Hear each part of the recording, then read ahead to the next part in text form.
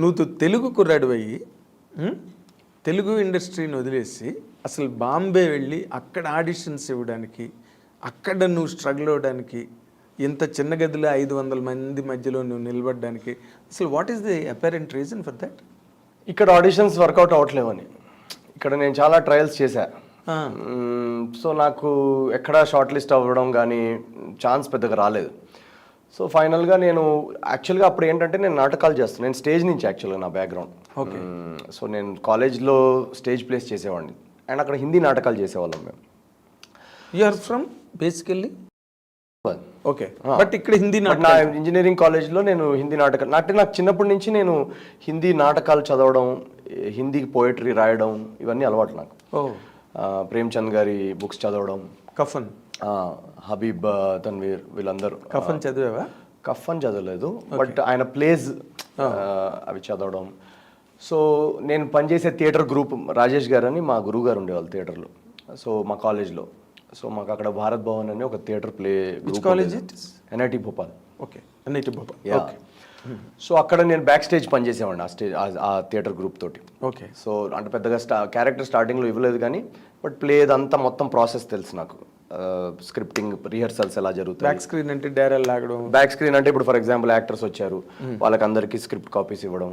ఇప్పుడు రిహర్సల్లో ఎవరైనా యాక్టర్ రాకపోతే వాడి ప్లేస్లో నేను నుంచొని చదవడం, ఇలాంటివన్నీ. సో నేను ఏం చేసేవాడిని అంటే ఎవరన్నా యాక్టర్ రాకూడదు అనుకునేవాడిని. సో దట్ వాడి ప్లేస్లో నాకు ఆ క్యారెక్టర్ ఛాన్స్ వస్తే నేను బాగా దాన్ని మాడ్యులేషన్ చేసి చదివితే రేపు అట్రాక్ట్ అవుతారు, రేపు ప్లేలో డైరెక్టర్ నాకు ఛాన్స్ ఇస్తాడేమో అని. సో అలాంటివి చేయడం బ్యాక్ స్టేజ్లో. సో దానిలో నాకు ఏంటంటే ఆ మొత్తం థియేటర్ ప్రాసెస్ అనేది చాలా ప్రేమలో పడిపోయాను నేను. సో నేను ఇన్ఫ్యాక్ట్ నేను 10th ఉన్నప్పుడే నేషనల్ స్కూల్ ఆఫ్ డ్రామా అని ఒక ప్లేస్ ఉందని కనుక్కొని దాని ఫామ్, అప్లికేషన్ అన్నీ తెప్పించుకున్నాను. అక్కడికి వెళ్ళి డ్రామాటిక్స్లో 2 years. అంటే నాకు ముందు నుంచే ఇంకా క్లియర్. ఓకే. నేను 5th, 6th క్లాస్ నుంచి నాకు ఇంకా వేరే గోలే లేదు లైఫ్లో, ఇది ఒకటే గోల్. బట్ నువ్వు కూడా ఇంజనీరింగ్ చేయవలసి వచ్చింది, అదే కదండి ప్రాసెస్. సో మా డాడీ ఎందుకు చేయాల్సి వచ్చిందంటే మా డాడీ ఒక కండిషన్ ఏం పెట్టాడంటే, నువ్వు ఇంజనీరింగ్ క్రాక్ చేయి, మంచి కాలేజ్ నుంచి నువ్వు ఇంజనీరింగ్ చేస్తే నేను నిన్ను ఆడిషన్స్, ట్రయల్స్, వాట్ ఎవర్ నీ ఫిల్మ్ ఇండస్ట్రీ స్ట్రగుల్కి అలౌ చేస్తాను అని ఒక కండిషన్ పెట్టారు. సో నేను ఎంత చదివానంటే జస్ట్ కేవలం యాక్టర్ అవుదామని ఇంజనీరింగ్లో టాప్ మార్క్స్ కొట్టాను. సో అదొకటే నాకు మోటివేషన్, లేకపోతే ఇంజనీరింగ్ నాకు మోటివేషన్ లేదు. ఓకే.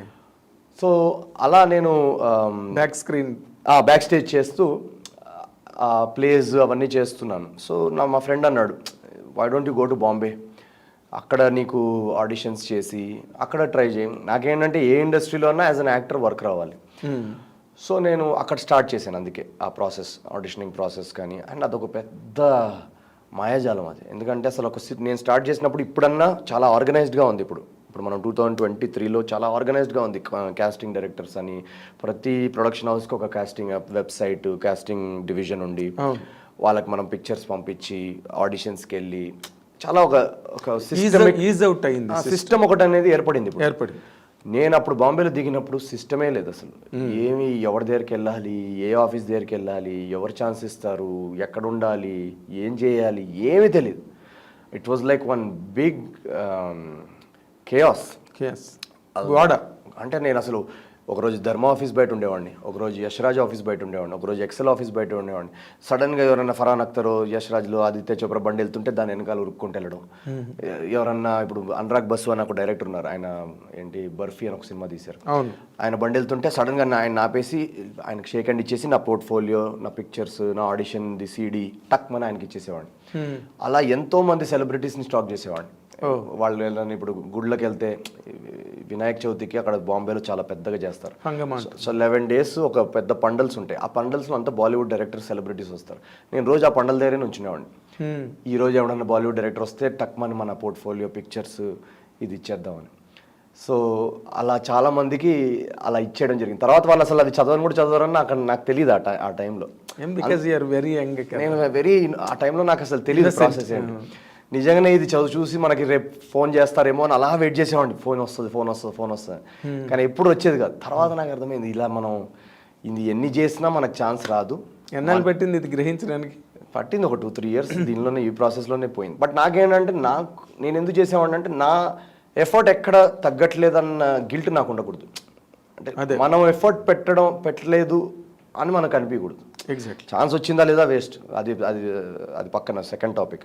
మనం పడుకునే ముందు ఈ రోజు బాంబేలో నేను అసలు కావాల్సిన ఎఫర్ట్ అంతా పెట్టానా లేదా, అందరినీ కలిసానా లేదా, నేను నవీన్ అనే ఒక యాక్టర్ ఉన్నాడు అని అందరికి తెలియజేసేలాగా చేసామా లేదా, ఆడిషన్స్ ఇచ్చామా లేదా, అది ఇంపార్టెంట్ నాకు. సో అది నేను పెట్టుకున్నాను అనమాట. సో కానీ అయినా ఆ ప్రాసెస్లో రిజల్ట్స్ రావట్లేవు. సో అందుకే అప్పుడు నేను రైటింగ్ ఇంటర్న్గా జాయిన్ అయ్యి, ఇలా మనం ఛాన్సుల కోసం వెయిట్ చేస్తే ఇంకా అవ్వదు, వేస్ట్ ఆఫ్ టైం. మన ఆపర్చునిటీస్ మనమే క్రియేట్ చేసుకోవాలనుకొని ఆ యూట్యూబ్లో ఆ వీడియోస్, ఆ యూట్యూబ్ షార్ట్ ఫిల్మ్స్ దానిలోకి దిగడం జరిగింది. ఓకే. సో దానిలో ఎప్పుడైతే రైటింగ్ చేస్తూ అదే వీడియోస్లో నేను యాక్ట్ చేస్తూ ఆ వీడియోస్ వైరల్ అవ్వడం ఎప్పుడైతే స్టార్ట్ అయ్యాయో అప్పుడు నాకు ఒక కాన్ఫిడెన్స్, ఒక పాత్ కనిపించింది. ఓకే. దట్ మనం ప్రొడ్యూసర్ల కోసం వెయిట్ చేసి ఎవరో వచ్చి మనకి ఛాన్స్ ఇస్తారనేది ఇంకా జరగదు. మన డెస్టినీ మనమే రాసుకోవాలి, మన మన ఆపర్చునిటీస్ మనమే క్రియేట్ చేసుకోవాలి. సో ఆ యూట్యూబ్కి నేను చాలా చాలా థ్యాంక్స్ చెప్పుకోవాలి. అండ్ యూట్యూబ్కి అండ్ మా ఫెలో ఏఐబిలో ఎవరైతే కాంటెంట్ క్రియేటర్స్ ఉన్నారో నాతోటి, వాళ్ళందరికీ కూడా. ఎందుకంటే వాళ్ళు ఎవరు నమ్మనప్పుడు నన్ను నమ్మారు ఆ టైంలో. ఓకే. సో మేమందరం ఒక గ్రూప్ లాగా పనిచేసేవాళ్ళం. అంటే మా అందరికీ సిమిలర్ డ్రీమ్స్, వాళ్ళందరూ కూడా సేమ్ నాలాగే నార్మల్ మిడిల్ క్లాస్ బ్యాక్గ్రౌండ్, వాళ్ళందరికీ కూడా ఎవరికి కనెక్షన్స్ లేవు. సో మేమందరం కలిసి ఒక గ్రూప్ లాగా ఒక ప్యాషన్ ఉండేదన్నమాట. ఆఫీస్లో ఒక రూమ్లో చిన్న రూమ్ తీసుకొని 18 hours అక్కడే పడి ఉండేవాళ్ళం. ఎలా ఒక చిన్న 15-minute వీడియోకి కూడా 4 months రైటింగ్ ఉండేది. అక్కడ నుంచి 1 by 1 things started following in place. అక్కడ నుంచి ఏజెంట్ రావడం, ఏజెంట్ నుంచి ఎప్పుడైతే ఏజెంట్ వచ్చిందో నాకు మనసులో ఒక బాధ ఉండేది అనమాట. మనం హిందీలో చిచోరే అని బాలీవుడ్లో పెద్ద హిట్, యూట్యూబ్లో కూడా చాలా ఒక పాపులారిటీ వచ్చింది. బట్ స్టిల్ తెలుగులో కొట్టాలి, తెలుగు సినిమా పడాలి, తెలుగువాడు కదా, తెలుగులో ఒకటి రావాలి. సో కాన్స్టెంట్లీ నేను ఈ బాంబే స్ట్రగుల్ పీరియడ్లో కాన్స్టెంట్లీ డైరెక్టర్స్ని, రైటర్స్ని టచ్ చేస్తుండేవాడిని. సరే మన కథ ఉందా, చేద్దామా తెలుగులో. ఆ టైంలో నాకు స్వరూప్ మెసేజ్ పెట్టడం జరిగింది, ఇలా నేను ఒక డిటెక్టివ్ కథ అనుకుంటున్నానని. అప్పుడు నాకు ఒక అంతకు ముందు మీ ఇద్దరికి ఏ రకమైన ఏమీ లేదు, ఫ్రెండ్షిప్ కానీ ఫెమిలియారిటీ కానీ ఏం లేదు. ఫేస్బుక్ మెసేజ్ అంతే. ఫేస్బుక్ ఆ టైంలో ఇంకా ఇన్స్టాగ్రామ్ కూడా లేదు. ఓకే. ఫేస్బుక్ మెసేజ్ పెట్టాడు, ఇలా నాకు నీ వీడియోస్ చాలా ఇష్టం, నాది ఒక ఇంజనీరింగ్ది హిందీ మోనోలాగ్ ఉంటుంది, నేను దాంట్లో ఒక యూపీ క్యారెక్టర్ చేశాను అనమాట. ఓకే. మిశ్రా, యావరేజ్ మిశ్రా అని. అది చాలా అంటే అది లింక్డ్ఇన్ అండ్ ఇంటర్నేషనల్లీ వైరల్ అయింది. అది బీబీసీ వాళ్ళు కవర్ చేశారు దాన్ని. అది చూసి స్వరూప్ నాకు మెసేజ్ పెట్టాడు, ఇలా నేను అనుకుంటానంటే ఫస్ట్ థింగ్ నువ్వు తెలుగుడువా అని చెక్ చేశాడు అనమాట.